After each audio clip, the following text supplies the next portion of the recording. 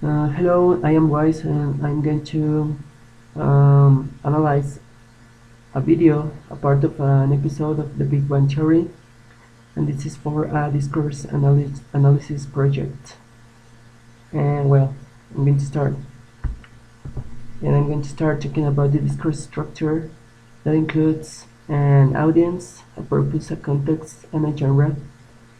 Audience is who is going to watch the video or who is going to receive the message. In this case, is general audience.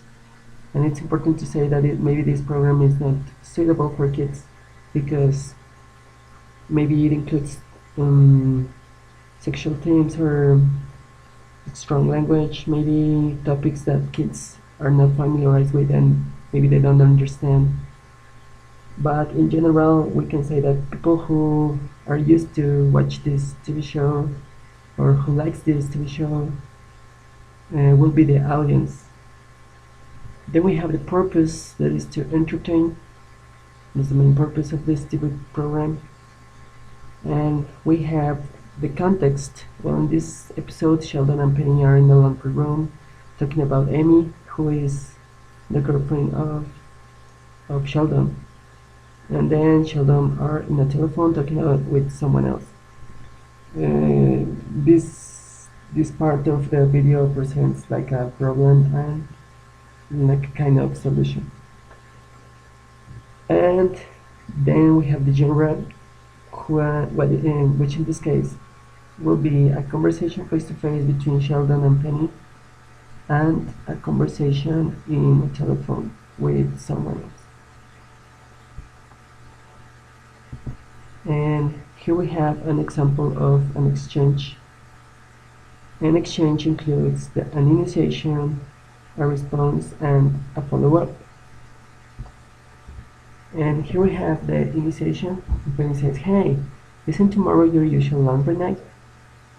And then Sheldon responds, "The supermarket was out of my regular fabric softener. If this went under or over softens, I'll need time to make things right."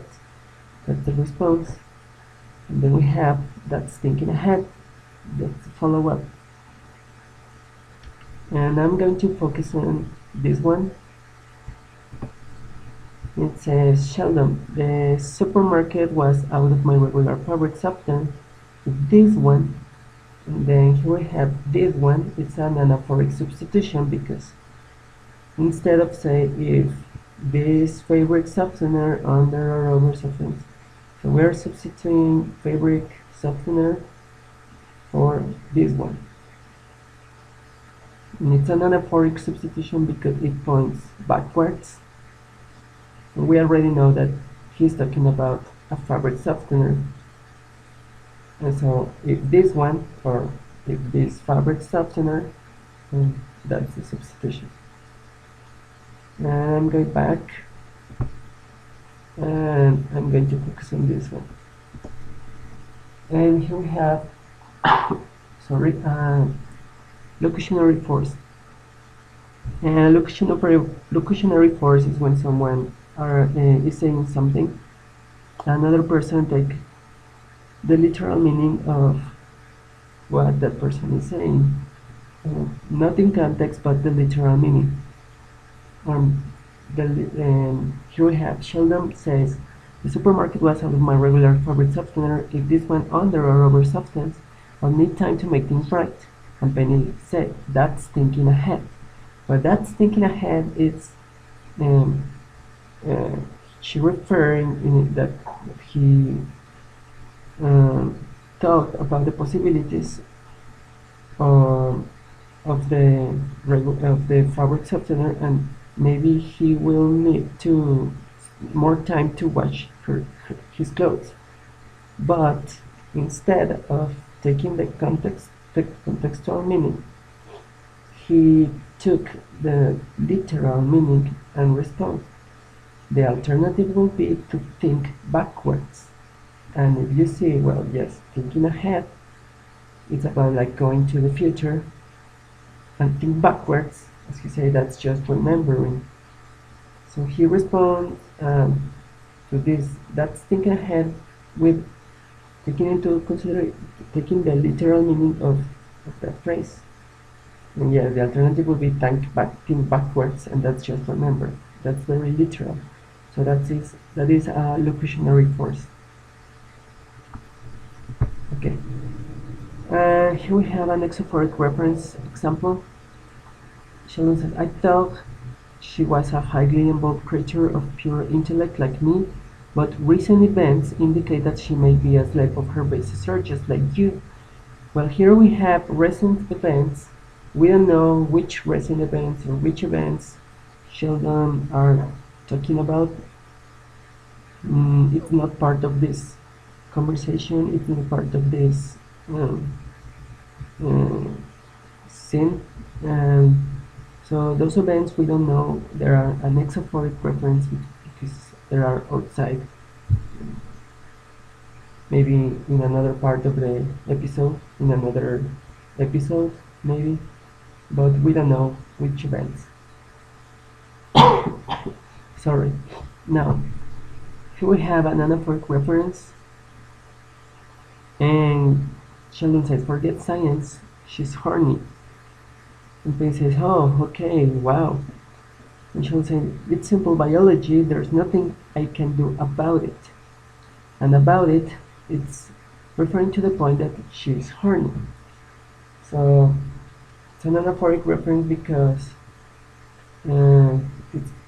it's talking about something already mentioned. It's looking backward. There's nothing I can do about it.